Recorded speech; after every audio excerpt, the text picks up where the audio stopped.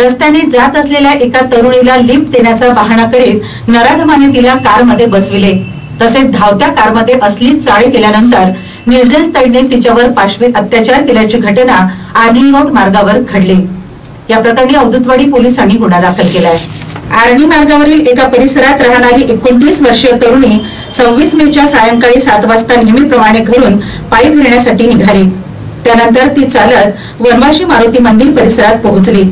पायी फिरण्याच्या ओघात तिला वेळ लक्षात आला नाही। त्यानंतर ती पुन्हा परतीच्या प्रवासाला लागली। यावेळी मागवून आलेल्या एका कार चालकाने तिला आर्णी मार्गावर जात असल्याचे सांगून घरी सोडण्याचा बहाणा केला। तसेच कारमध्ये बसविले। त्यानंतर धावत्या कारमध्ये त्याने तिच्याशी बळजबरीने अश्लील चाळे केले। तेव्हा पीडित तरुणीने त्याला विरोध केला, मात्र कार धावती असल्याने तिचा नाईलाज झाला। त्यानंतर त्या नराधमाने तिला आर्णी मार्गावरील जगदंबा अभियांत्रिकी महाविद्यालयाच्या मागे नेत बळजबरीने तिच्यावर पाशवी अत्याचार केला। शिवाय काही वेळाने तिला आर्णी मार्गावर आणून सोडले। तसेच भरधाव पसार झाला। त्यानंतर पीडित तरुणीने घर गाठले।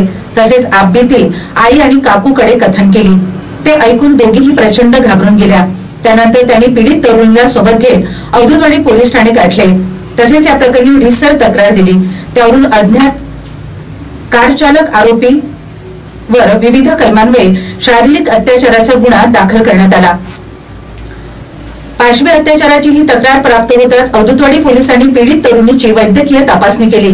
त्यानंतर या प्रकरणी अज्ञात नराधमाविरुद्ध अत्याचाराचा गुन्हा दाखल केला। त्याला बेड्या ठोकण्यासाठी आणि त्याची ओळख पटविण्यासाठी पोलिसांनी आर्णी मार्गावरील सीसीटीव्ही फुटेज तपासण्याची मोहीम हाती घेतली। लवकरच नराधमाची ओळख पटवून त्याला गजाआड केले जाईल असा विश्वास अवधूतवाडीचे ठाणेदार नरेश रणधीर यांनी व्यक्त केला। यवतमाळ शहर आणि अवधूतवाडी पोलीस ठाण्याच्या हद्दीत गुन्हेगारी घटना काही नवीन नाहीत। या घटना रोखण्यासाठी दिवसा आणि रात्र अशी 24 तास पोलिसांची गस्त असल्याचे रेकॉर्डही आहे।